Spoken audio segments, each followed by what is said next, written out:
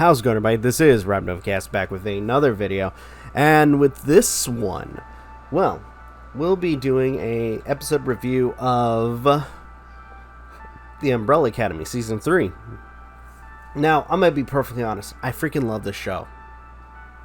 So far with the writing, the comedy, especially with it being a superhero show, but at the same time, kind of not taking that seriously, is hilarious, to say the least. I mean, especially with every character, or every member of the superhero team kind of being dysfunctional in a way, but at the same time working together to achieve a goal, is interesting. So, with this one, it follows right after, or at least the cliffhanger for Season 2, where, unfortunately, they arrive back to the present, only to find out that, lo and behold, well, they were replaced.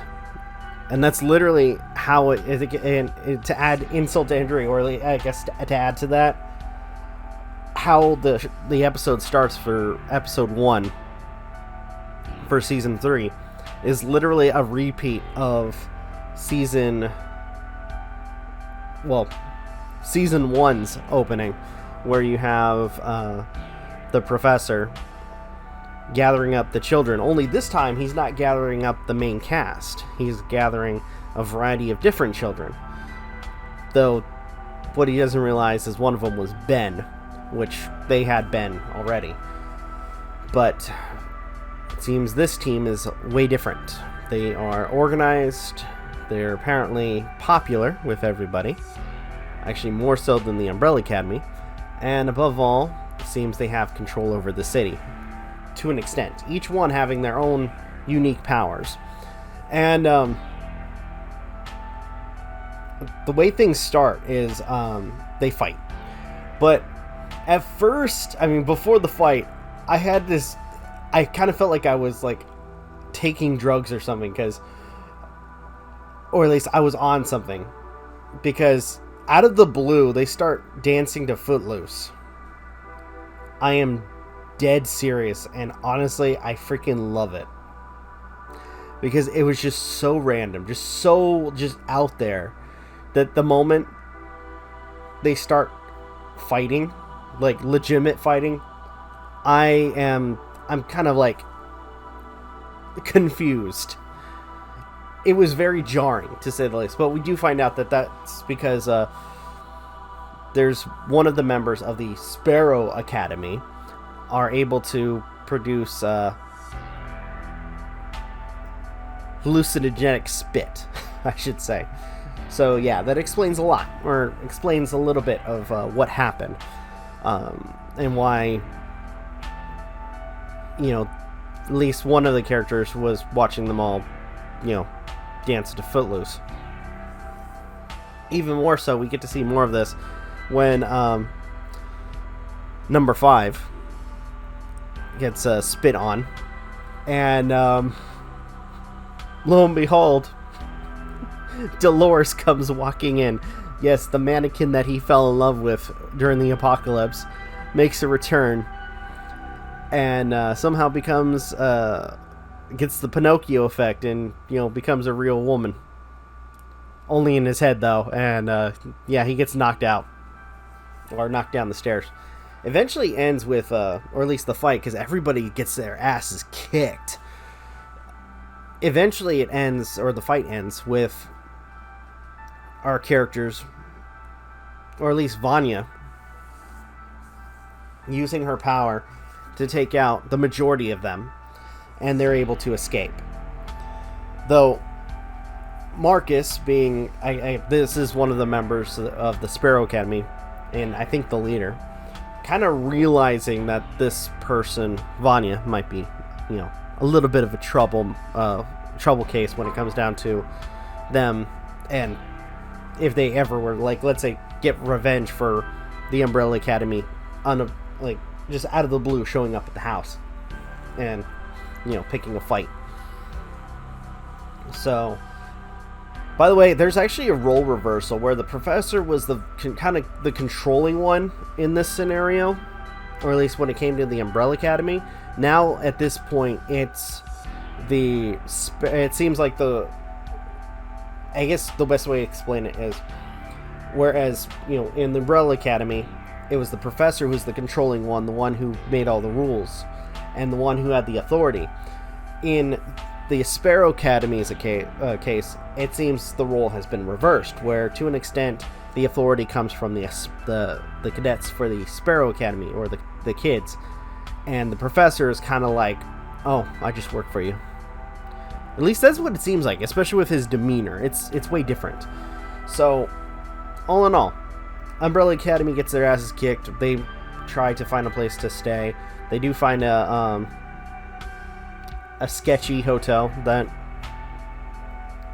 one of the members knows. And they go there to lick their wounds. Now, during the fight, apparently something happens where this ball of energy begins to build up under the foundations of the Sparrow Academy. And we get to find out a little bit of what this thing is. And basically, or at least my best guess is it's a paradox. Or at least, like, kind of a course correction. This is just my theory, because to an extent, we see a little bit of what this thing can do. And by the way, Grace is the first one to notice it. Marcus, after having a meeting, actually a really good meeting with Vanya, who, by the way, basically, has a sit down with him. And although the guy at first is, like, not, he's perturbed, but at the same time, he's not flinching with everything, saying, we're just gonna find you guys and kick your asses. Vanya just says flat out, dude, I've destroyed the freaking planet twice. Do you really think you have a chance against me? And lo and behold, that kind of shook him a little bit, to the point where he was able to get Vanya was able to tell him, hey, all I want is the briefcase. Which he goes down to the basement, finds Grace with the ball of energy, and he tries touching it, and it sends out a shockwave. And during this, we have our main characters, talking about how they might be in the clear now, as long as they don't meet with their doppelgangers.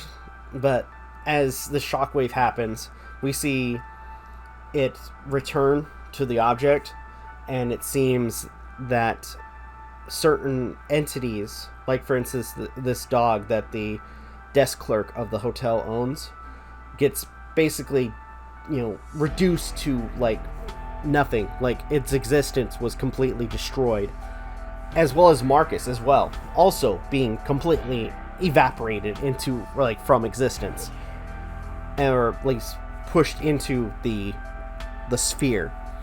So clearly something's up. Clearly the end of the world is still happening, or at least because of all the time travel bullshit, they've created a paradox. And it's, again, my best guess is this whole paradox is going to be kind of like a course correction, where it's going to, as it builds, it's going to eliminate certain entities to correct history to where it needs to be. I could be wrong on that.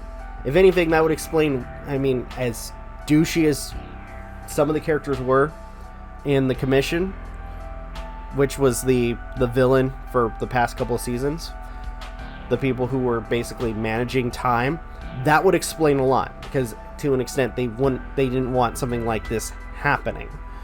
But regardless, all in all, great setup for the show, or great start, I should say. And above all, really, this episode really piqued my interest to see what happens next. So, all in all, good episode. Really enjoyed it. If you guys have anything you'd like to add or talk about, leave in the comments down below. Like, share, subscribe, all the good stuff. If you guys want to follow us on social media, links are in the description down below, as well as check out our daily content and the weekly podcast. With that being said, this is Rob Novakast signing off. Have a good one, take care, and I'll see you guys in the next video. Ta-ta.